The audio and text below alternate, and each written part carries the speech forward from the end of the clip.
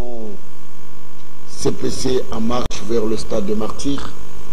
Nous n'avons pas pu présenter l'émission hier parce qu'on était tellement embourbés dans les embouteillages interminables qui évoquent de la ville de Kinshasa. On venait de l'église, mais c'était pratiquement impossible dès 18h. Et nous sommes arrivés ici à l'antenne, à Pigeon, vers 22h passées. Nos excuses à tous.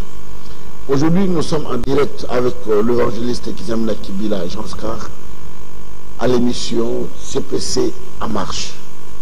Dans cette émission, nous sommes en train de sensibiliser. Nous sommes en train de parler aux enfants de Dieu sur les programmes que nous avons du stade de martyr qui sera du 18 au 20 août, où tous les enfants de Dieu de la ville de Kinshasa vont se retrouver dans ce grand événement que nous organisons, CPC Congo pour Christ. Vous savez, aujourd'hui, l'évangile est en train de baisser de plus en plus et nous sommes en perte réelle de vitesse que beaucoup de gens ne peuvent pas croire, mais en réalité c'est ça.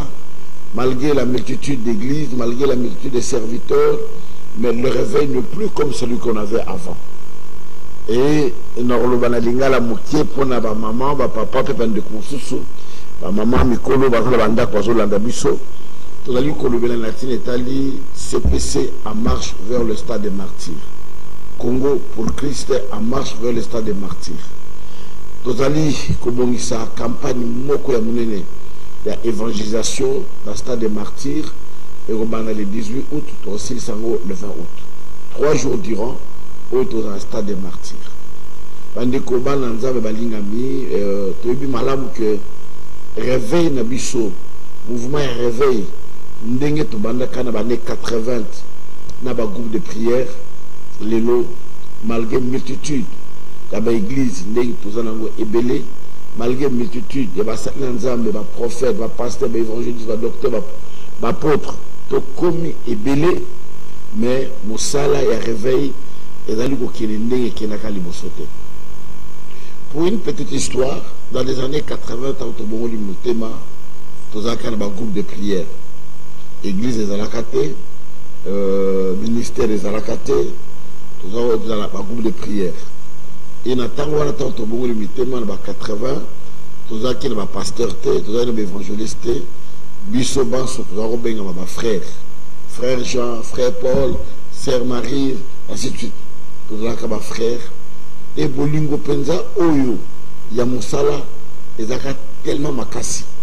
À tel enseigne que, le groupe de prière n'est pas l'église, ou à numéro 4, ou à numéro 3, ou à numéro 10, ou à numéro 11, ou à numéro 11, ou à numéro 13, ma pas de Kangama, et Sikamoko, l'église, va jouer ta musique. Alors, comment ils voulaient commencer les groupes de prière dans Rond-Point Ngaba? Donc, bisous qui juste na ebandé les Rond-Point Ngaba wana. Nzela oyo place mi tout que telemaka, sur les autres qui ne voulu, mi tout que telemaka place wana. Na balabala wana bengo avenue locale. Tout ça là il place wana. Alors, tout ça il y a un groupe mususu ya pasteur Kindia. Alors, il y a un groupe nezali côté il y a triangle. Net moto qui est campus. Livulu Kende Mungafula campus lié ensemble les Aga Kotoana. Mais qu'est-ce qui se passe? Bango Bandaka avant Bisso. Bisso Yorubanda. Tant que bandi, tu coûtes non. Le quoi est un environnement, mon quartier, moko, tu changer ma jour de prière. Bisso ressemble là, lundi, mercredi, samedi. Bango ressemble là, mardi, jeudi, 2 jours, bango jeudi. Parce que dimanche, Natangwana, il y a un groupe de prière, dimanche, tu as la prière, tu as samedi, alors dimanche, tu as sabatou, tu as une église. Alors, telle distance au Tozalaka, mais tu sais que le jour de prière, Nabiso est coronate. Le jour de prière, Nabiso est dans la musique. Quand on a un téléphone, Nassima, dans un plateau, bandeko bazobenga bobenga ngai après son sur cette émission donc pesa bino tanini to font la téléphone pour que boyeba ko benga pour le moment toza na plateau. Merci beaucoup. Alors je disais que na tangwana ba groupe de prière tozalaka musika mais cohésion ezaka moko. Ce qui bandeko dans un séminaire, bon musu ba sala activité ba zona activité ba kanga ba activité na bango ba yeko participer na séminaire o bandeko musu ba sana yango. Et na tour na bango ba ope ba kanga ba ki usuli bandeko musu na kati. Et à telle scène que cohésion wana et ça là que la télévision est là kate, la radio est là kate parce que la renouvellement est là kate mais ils ont lelo tout ça quand la chaîne mo la télévision au ba ben RTNC on va avoir la voix d'Isaïe. À part yango ils là kate. Alors dans un groupe de prière et ça tellement difficile yo aucun relais la voix d'Isaïe. On fout à combien au bandango place nini. Ils là kate. Mais le fait que bon moko wana ils là kate tellement makasi to yebana ka biso nyonso. Obande kwa groupe ya Bumbu, obande kwa utaka Matete, obande kwa utaka Lemba, obande utaka Ngaba, toyebanaka. Pourquoi? Parce que fraternité est tellement makasi. Ceux qui ont une retraite na Kimwenza, beaucoup de retraite na Kimwenza, to kutani na bande ko ba ut par exemple Ngiringiri. Na groupe ya Simba, ya Ngiringiri tabo kutani okomona bino nyos bo sangani. Exactement non, biso ya na groupe boye non, bo sangani bakambi. Bapesi mokambi ya Simba akambi apesi mokambi ya Ngaba akambi bondeli et bosali famille. Mais aujourd'hui famille wana ezakali susute.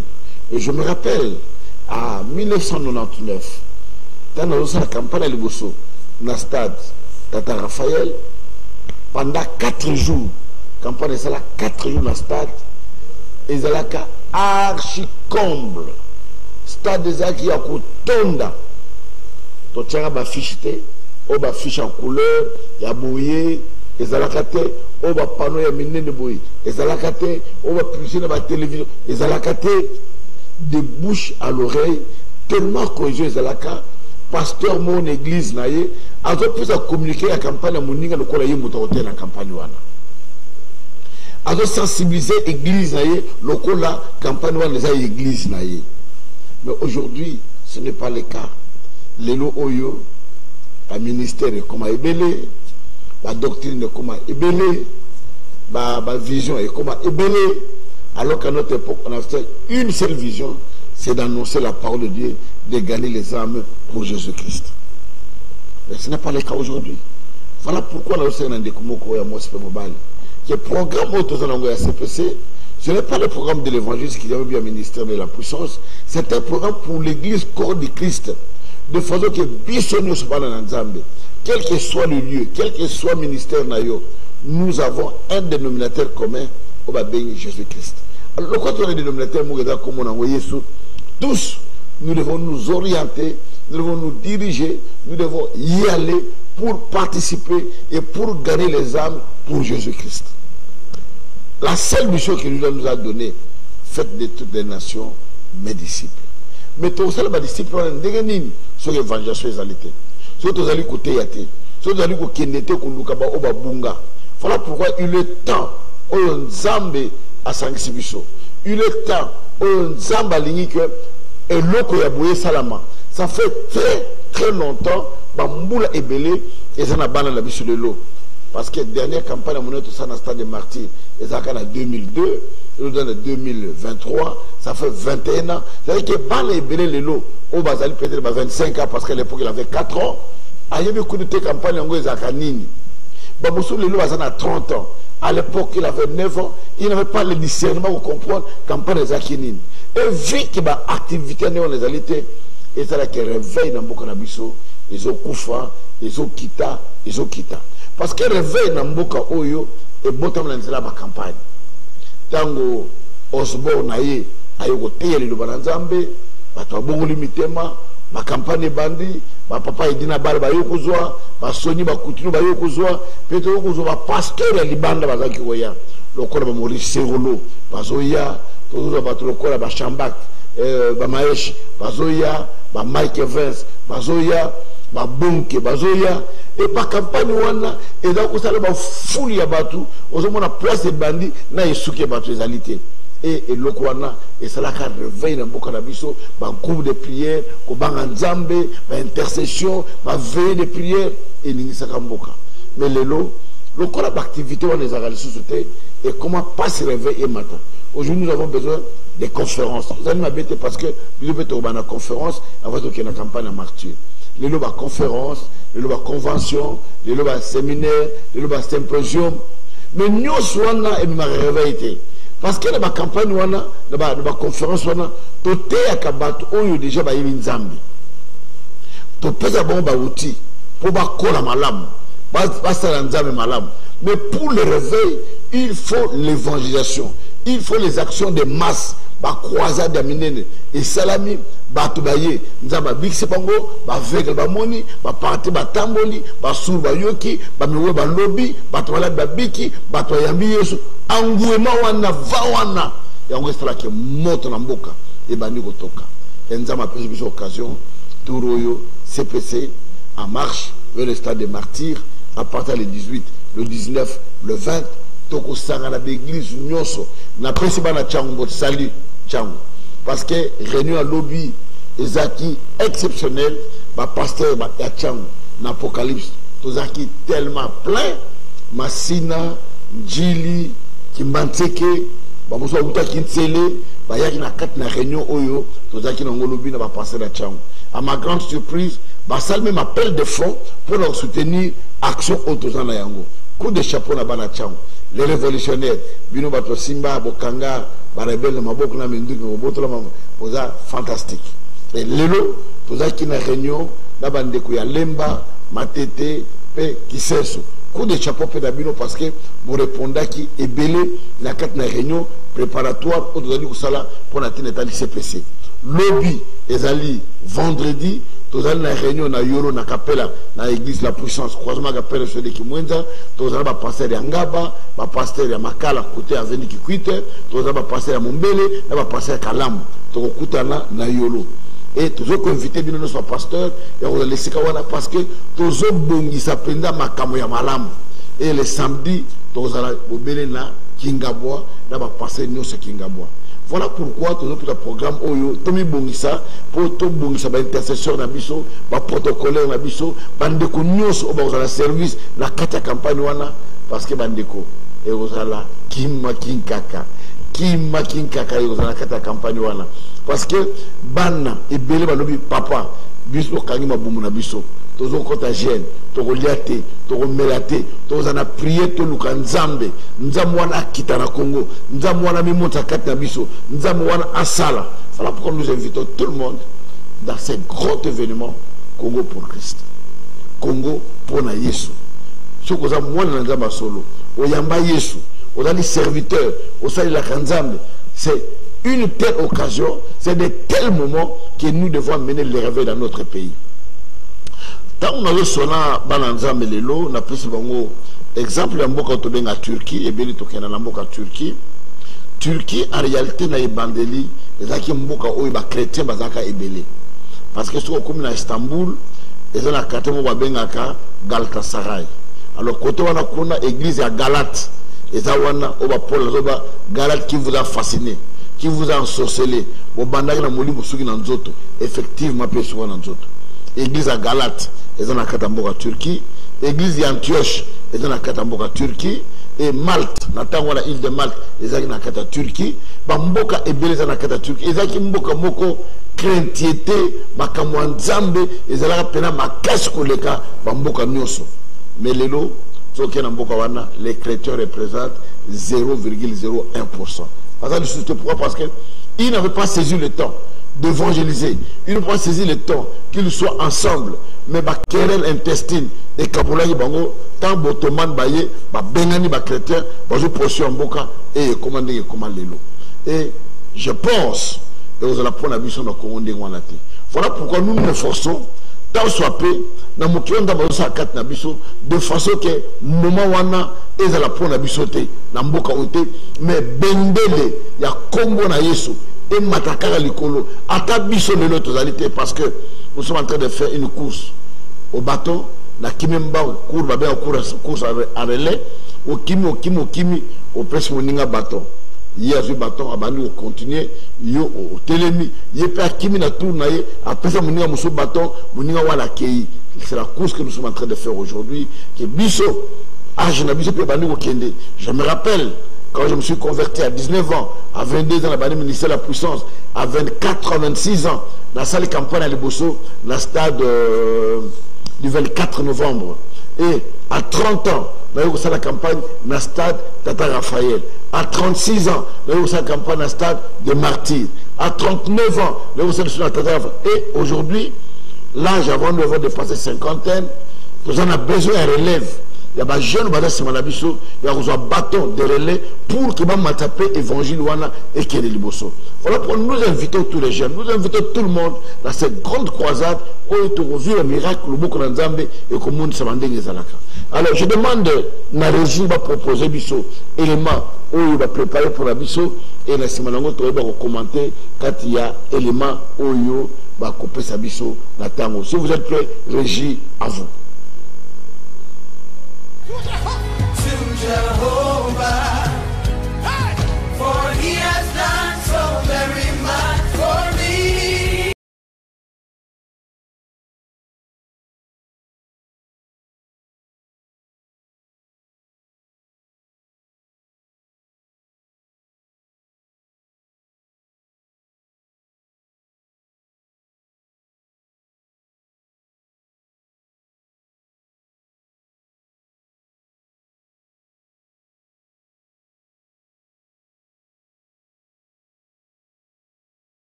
Après la prédication, j'ai commencé à prier. À l'instant, j'ai entendu des cris dans la foule.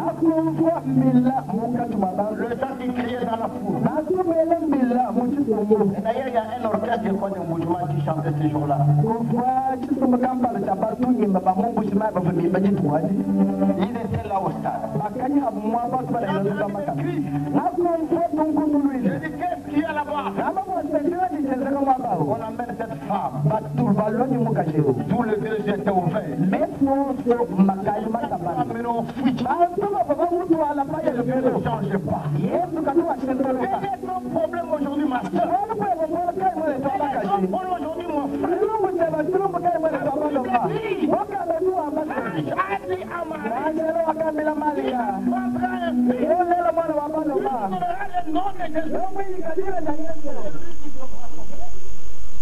Voilà, là on était encore trop jeune dans les années 2000. Aujourd'hui, 23 ans passés, tous en Ambo à Kabinda, dans le cadre de la réunion préparatoire, il y a campagne Oyo et Rosalama dans le stade de Kabinda. Et quand vous nous regardez et ce que nous sommes aujourd'hui, c'est deux périodes tout à fait différentes. Voilà pourquoi on a pour ça. Il y a des jeunes, il y a des bateaux qui sont abisso, dans un besoin de bino. Vous avez manteau et les colonnes abisso. Vous avez l'évangile, la katamokili, tout tamboli, bamboka et belé, tout ça, la campagne est belé. Là, j'étais en train de partir parce qu'on a toujours dit que le corps a ses limites. On forcé, mais Hermogo, nous autres, on que non, voilà, on a coquille de société. Attends, on a volonté à Salam Moussalango, mais nous autres, on a coquille de société. Il y a un que Boutou et Zali Koya, on a la possibilité à Salam Moussalate. Mais moi, il y a les Ali, c'est-à-dire que le temps que Dieu t'a donné, le temps que tu as encore la force, tant au malam, on a ma pécio, il y a parce que lobby, on en attend, on a été. Bible les gens qui attendent, les gens qui gênent, les gens qui ne placent pas l'ingaki. Mais tant comme Kolo, comme aussi manga, comme manga, comme mema. Pour vous dire que voici la jeunesse congolaise, le temps que Dieu nous a donné, le moment que Dieu nous a réunis, de servir Dieu, la dimension moko ya likolo, était milimu ebika, batwa kangolama.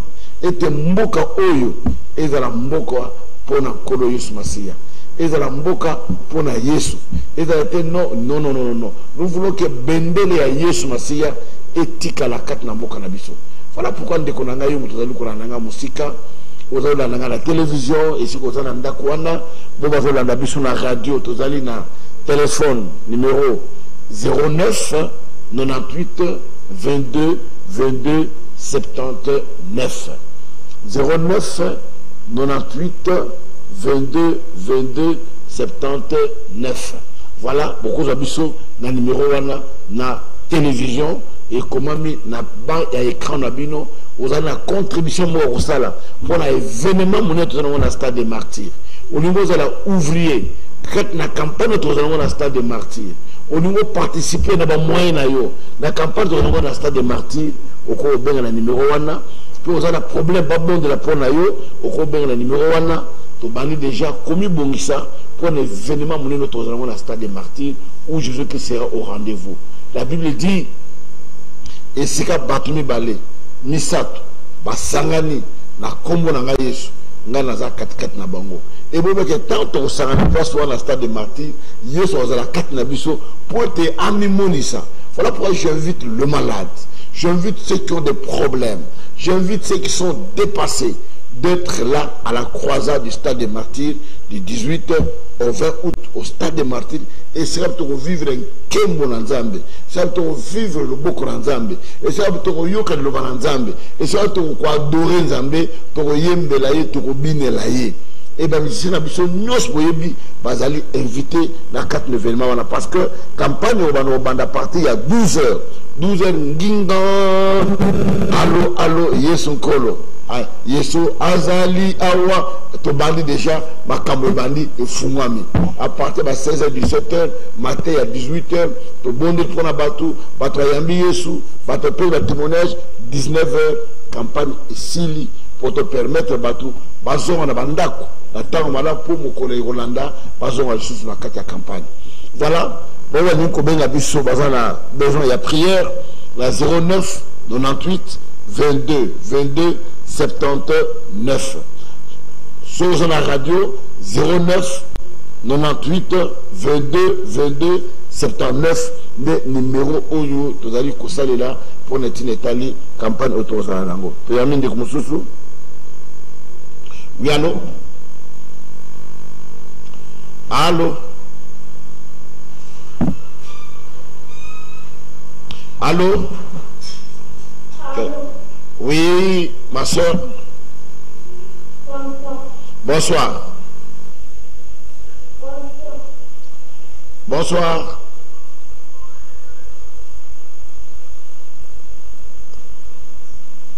Ah, ndeko na biso accueilli.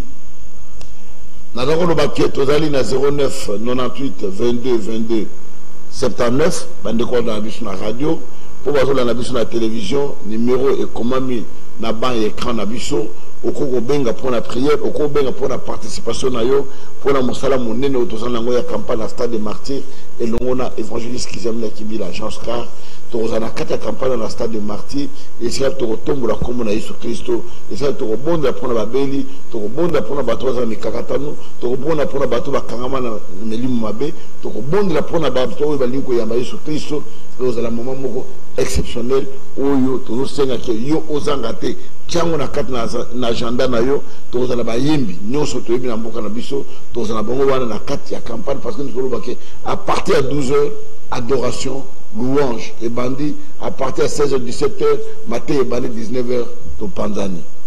Oui, allô. Allô. Allô évangéliste, bonsoir. Bonsoir mon frère. Le prophète Jérémie Gandia pour la mission. Merci Jérémie. Oui, maître Jérémie.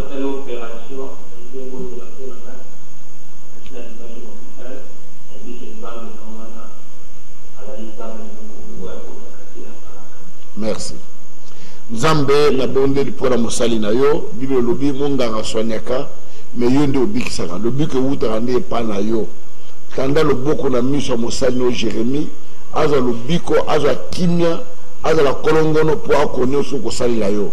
Pambola yemi monta na bomo ina ye na kombo na Yesu. Amen. Amen. Merci. Vous allez en direct à RTP, Radio Télépuissance, la télévision comme à la radio, 09 98 22 22 79. Oui, allô? Allô, Pasteur. Bonsoir. Bonsoir. Merci.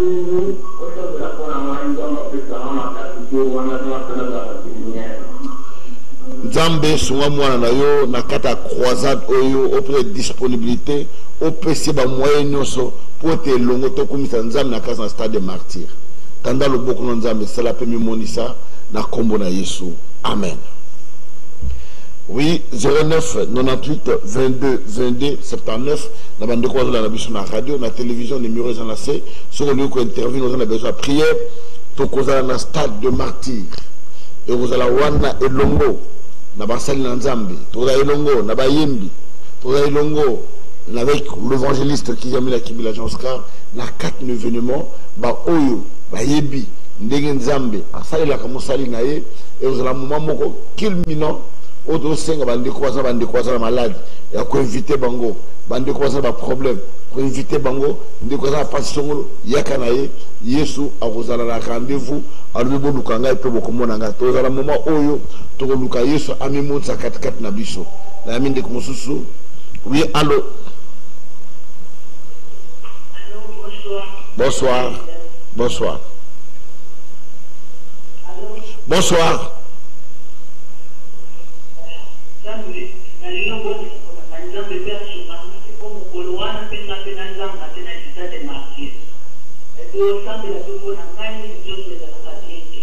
Tobondeli. Nzambe bikisa mwana na yo. Sala yo ngolo pese makasi. Soka za malade okosalela yo ndenge nini. Okumiso ndenge nini. Yango na bondelo pese kimia bikise malade nyonso kombo na onini. Na bengane ngo na nzoto na kombo na Yesu. Amen. Tokutana na stade de martyr mukolo wana ekozala my God nzambe na biso akozala na rendez-vous akomi monta katikati na biso na campagne wana ba intercesseur bientôt na mois de juillet bazokende mabondeli na basite bele na zamba toza au moins recensé 4000 intercesseurs 2000 bakota zamba 2000 bakotika wana kati ya ville ya Kinshasa toza na 4000 protocolaires 4000 bateaux de sécurité 4000 mobilisateurs 4000 conseillers. C'est-à-dire que la campagne est au malam et l'homme et tu as 4 tonnes il y a ma fiche à 4 tonnes autre bamba qui chasse à Mobimba et 3 millions de flyers de track autre Kabola. Oui, allô. Allô. Bonsoir mon frère.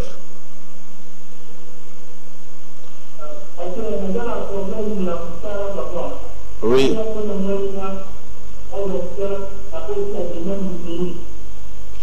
Tobondela nzambe olobi mutonyoso asala o asalite aliate pesa mwana musala bisika noso kote ba demande nzambe simba esika oyo sepela ke no sala na kombo na fongole les portes o ezali ya yo mutamokila ko kangate pambola ye na kombo na Yesu. Amen. Merci frère nzambe apeso musala et la volonté nzambe ke yo sala apeso musala akanisa yo bande ko na radio 09 98 22 22 79 pour la colonisation est grand événement de vos hommes nasima nzunga mneto benga nzunga ma famille to kuta na kati ya stade wana le 18 le 19 le 20 na campagne ya munene autour na kasa stade de maté pendant 3 jours autour à la place wana autour neto la kombo na Yesu to kumise to centre la yi. Alors bandeko oyo bazolanda biso bandeko nyonso ya makala 3 donc makala 3 côté ya avenue qui quitte au matin avenue qui pata au matin ba avenue nyonso na sekuna to kozala na yolo ba pasteur nyonso ya ngaba to kozala na yolo ba pasteur ya Mumbele ba pasteur ya Kalamu nyonso to kozala na yolo pour na dernière structure na biso aujourd'hui ko sala na tinetali mobilisation ya CPC to zaki lobby na changu lelo tozaki matete lemba kiseso lobi tozali la Kalamu et puis to compter ba programme nabiso to yamine de komosuso. Oui, allô. Bonsoir. Bonsoir.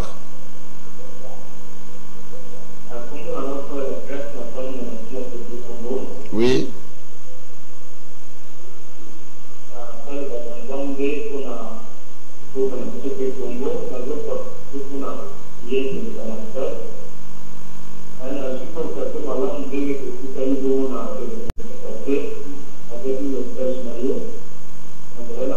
Avec On est qu'à bureau.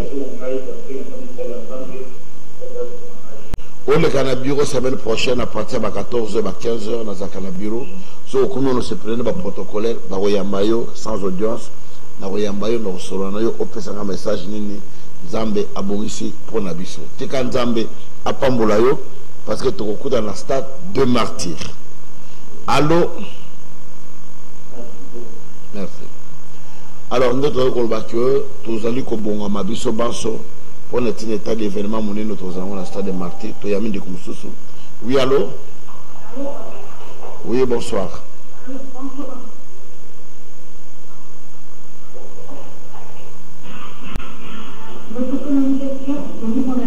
Waouh! Tu n'attends pas. Bonsoir. Bonsoir.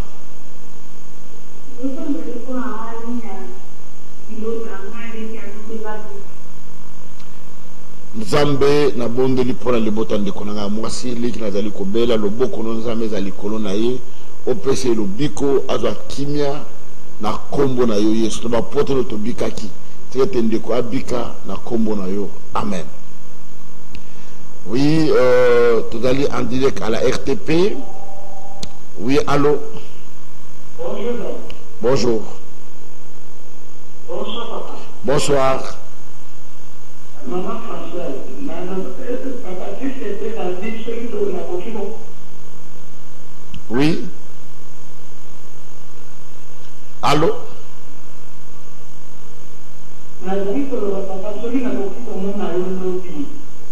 Lobby est tellement difficile parce que lobby n'a pas de réunion. N'a pas pasteur, n'a yolo, n'a évité réunion comment. Alors, si vous commis, oui.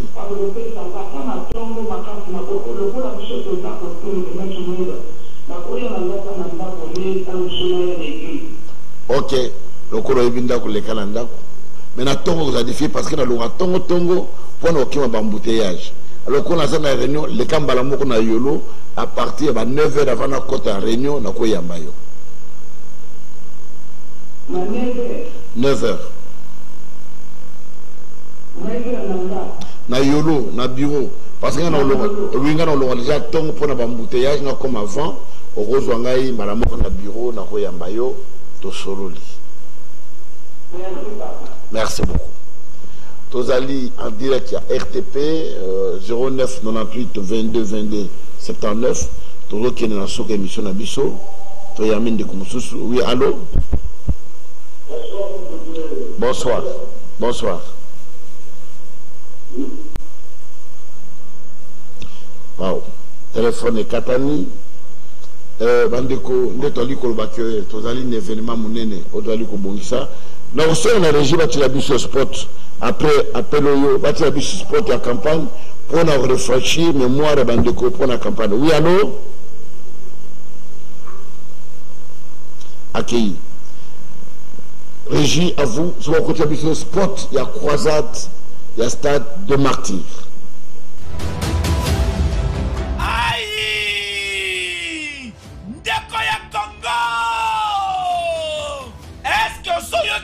Sango, ya CPC 2023, Congo pour Christ, avec l'évangéliste international Kizamina Kibila, Jean-Oscar, l'homme de Dieu, l'homme de feu, Yoka, CPC 2023, grande campagne d'évangélisation et de guérison miracle. Kanga date malam du vendredi 18 au dimanche 20 août 2023 à partir de 12h Ngenga dans le stade de martyr. Et c'est le seul rendez-vous. Il y a prière pour la mboka et prière pour la famille. Blocage, stérilité, paralysie, malade et oumeli. L'évangéliste international Kizamina Kibila, Jean-Oscar Alobi, si ton Dieu est mort, et c'est le mien pendant 3 jours à CPC 2023 dans le stade des martyrs.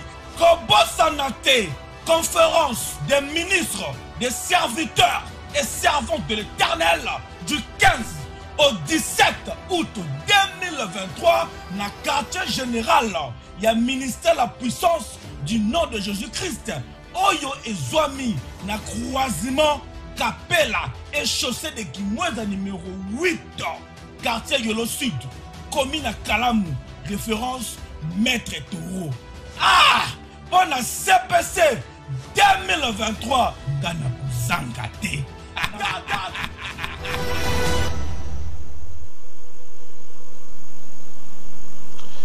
Merci Bandeko.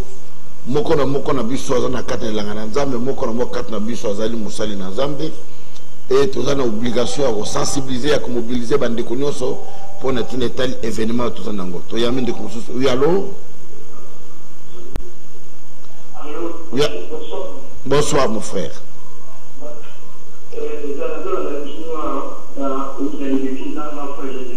Oui.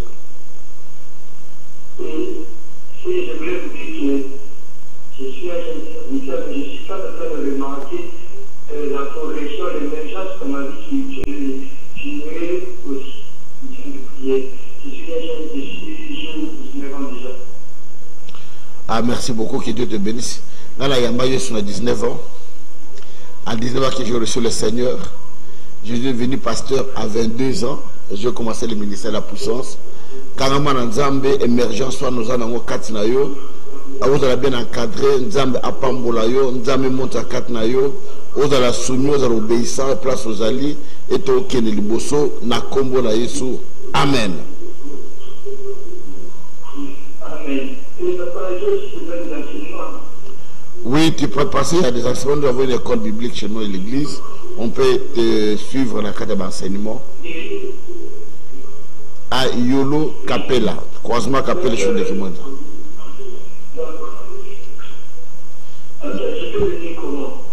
Viens seulement à l'église, on a prière mardi, jeudi, à partir de 17h jusqu'à 19h30. Et le dimanche, il y a 2 cultes de 6h30 à 9h30 et de 9h30 à 12h30. Donc pendant cela, tu viens et on va te recevoir, on va t'orienter pour savoir comment tu peux faire pour servir le Seigneur. Merci pour l'indéco et belé, on a posé à salir la Zambé. On a besoin d'encadrer, on a besoin de baki, biso péage, bandiko kende, nzoto, bandiko lemba, on a besoin de relève, et ben j'aime, parce que la paix va croiser à minene la semaine biso. Oui, allô? Allô? Oui. Bonsoir. Oui, papa, la deuxième de la fête, on a une date de la c'est la vente à nous, c'est ezali volonté ya Nzambe alobi na ozongi selo bambula nyonso sambo oyo basotere badevoraki yo Nzambe pambula mwana na yo zongi selo bambula nyonso ya souffrance po ekoma bambula ya esengo ekoma bambula lipamboli na pamboli olobi na pamboli opambolier azwa ngolu kuute pa na yo na kombo na Yesu. Amen. Que Dieu vous bénisse. Oui, toujours il y a un sujet de prière, il y a un de là, il y a un de là pour un événement dans la campagne, la stade des martyrs, et on a le 18 août, à le 20 août, donc 3 jours, on a le stade Wana, on remonte à l'oboko dans Zambé, on a rendez-vous, de partout où vous êtes, parce que dans le monde va c'est une invitation. Bakale ba vacances na bango ba route États-Unis ba route Angola ba route Brazzaville ba route France Belgique Suisse ba mboke belé ba route na ba province ba oya pour la campagne wana yomoko okomona bango na kata campagne mais il serait aberrant que yomu tozana Kinshasa wa participer à l'événement wana te. Oui, allô? Allô papa, quand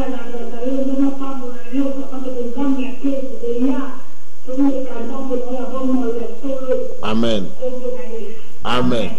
Nzambe apambolo mama oya mote kongola bandeko nyonso na kata quartier o ba ebinzambe te ba o baza malade baza problème baya parce que ngo moke bo mona ngali société na ozala déjà na kei kokota na mabondeli komi bungisa malamu o ete loboko na Nzambe moni sama to ba ke Nzambe ya solo azala mboka ono Nzambe asala na basali na azali. Alors ça c'est une très bonne occasion pour la biso na campagne wana.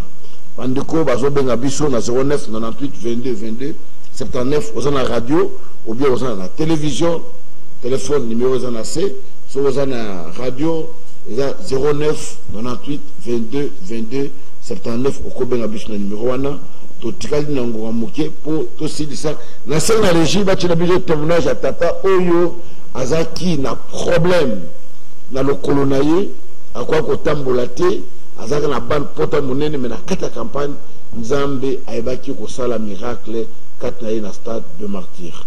Régie à vous.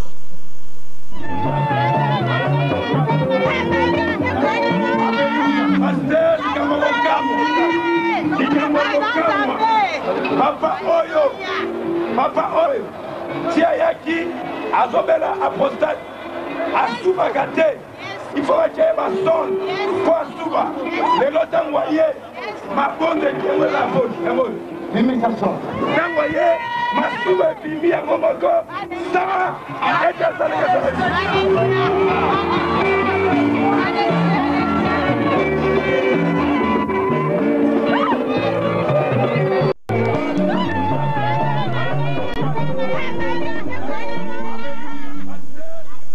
voilà, Bandeko, wana ezali ambiance à stade de martyr il y a 2002. Oyo tozana kana stade de martyr, papa wana mosusu oyo azaki abwakela esoki mbasu lokolo pota moye kosima ngo ezali te pasi ya kusakana te mais na kampana bikisaki nzama bikisaki ye pe musu wana azaki na basonde proche azako bimisa azako suba na basonde mais tant de semble la sonde de sautin ngomoko et longwa ngomoko nzama bikisa papa azaki na problème je pense à prostate sonde et longwa nzama bikisa ça ça de très bons moments oyo tokobongisa tokoza elongo na Yesu Kristo na kati ya campagne oviva campagne d'évangélisation te oviva campagne de guérison miracle te ça sera un bon moment une bonne occasion ya yo vivre le boko na Nzambe surtout je dis encore très fort j'appuie encore l'accélérateur surtout ba jeune bazolanda biso ba servante bazolanda biso ça c'est un bon moment oyo manteau akobonde la pona bino je ne sais pas mbula nini Nzambe opesa sur makasi c'est la campagne parce qu'on a d'autres préoccupations. Nous avons préparé la campagne, la dernière campagne, mais la dernière campagne à vie. Mais nous avons en conséquence de cause pour que bateau dans la campagne et sunga bango et pesa bango makasi ya okeniso ko sala Nzambe. Ba bon ko bazako no bato yo côté ya bino lobby bino mo ba congolais bo relève ya évangélisation na mboka na bino. Lelo ba passer l'américain za mo na ba bonke paix à son âme. Seroulo, paix à son âme, Osborne, paix à son âme, Kenda Kenda, Papa Edina Bala, paix à son âme, Kenda Kenda, le long de Zabatril Bisso Manteau, Bisso Pena Simanabi, tout ça, Bisso Tic Rabino Manteau, pour que bende les évangiles et qu'on ait Katambo Kanabiso. Tout ça, que la souka, Bandekoyo, Balinko Benga, Batouasuka, 09 98 22 22 79, na radio, 09 98 22 22 79 et à la télévision numéro ils ont assez à écran. Yamin Deko, oui, allô? Bonsoir. Bonsoir.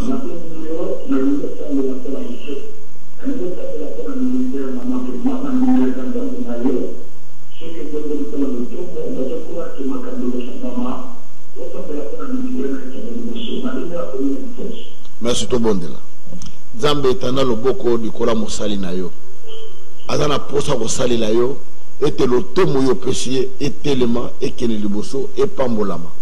Onction ya trône na yo de la katinema kabo molimo accompagner ministère na ye na pambolier na kombo na Yesu. Amen. Merci bandeko tozali na dernier appel oyo tosil sa na kat na prière na pokwa lelo ko bandeko ke tozali na événement munene au Tchango na kat na agenda na yo auto okuta na stade de martyr ndeko ya suka. Oui, allô? Allô, bonsoir. Allô? Bonsoir. Bonsoir.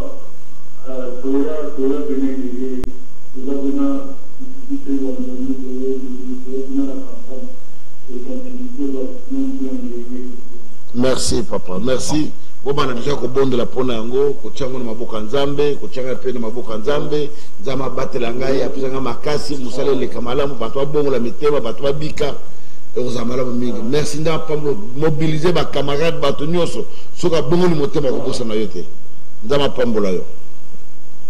merci. Et c'est la fin de notre émission d'aujourd'hui, CPC en marche vers le stade de martyr. Je vais prier pour vous. Seigneur Dieu Tout-Puissant, merci. Au Bandaki Nabiso, au Soukisi Nabiso Natang Oyo. Pambula Moko na Moko, Azu Souci. Ya Rosalela yo, ya Rolanda yo, na kat na ministère Oyo, na Moussalo Tozana, na stade de martyr. Ba moyen nous allons pouvoir pour Nabiso. Ngolu na yo, moto nous a tiré beaucoup. Na kat na Moussalo Krambula, ils ont scellé na Mokama.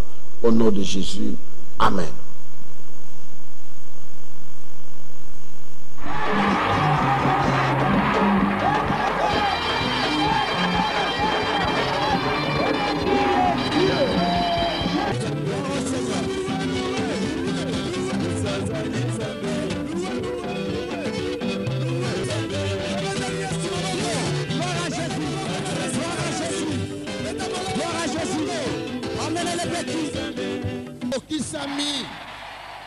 Ta guérison est accomplie.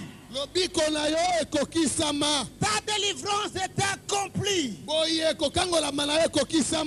bénédiction est accomplie. Voilà pourquoi ce soir, tu ne seras jamais déçu. Tu ne seras jamais confus. Je vous dis de garder silence. Soyez dans l'attitude de prière. Touchez là, vous souffrez. Je voudrais prier. Toi qui ne vois pas, ne soyez pas distrait, je vais prier.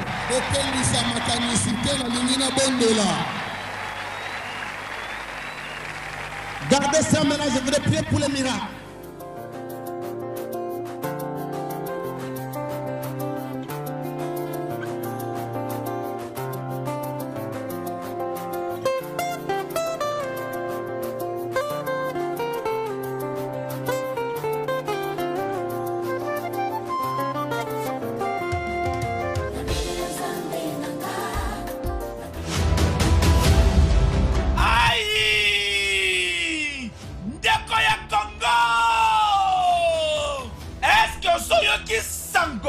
Ya CPC 2023 Congo pour Christ avec l'évangéliste international Kizamina Kibila Jean-Oscar, l'homme de Dieu, l'homme de feu.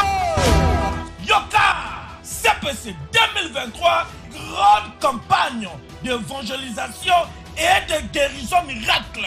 Kanga date malam du vendredi 18 au dimanche 20 août 2023 à partir à 12h Ngenga dans stade de martyr. Et c'est le seul rendez-vous. Il y a prière pour la mboka, et prière pour la famille. Blocage, stérilité, paralysie, malade et oumeli. L'évangéliste international Kizamina Kibila Jean-Oscar à lobby. Si ton Dieu est mort, et c'est le mien pendant 3 jours à CPC 2023 dans le stade des martyrs. Kobo Sanate, conférence des ministres, des serviteurs et servantes de l'Éternel du 15 au 17 août 2023 dans le quartier général. Il y a ministère la puissance du nom de Jésus-Christ. Oyo et Zoami, na croisement Capella et chaussée de Guimoueda numéro 8. Quartier Yolo Sud, commune à Kalamou, référence Maître Taureau. Ah! Bon à CPC 2023, Gana Zangate.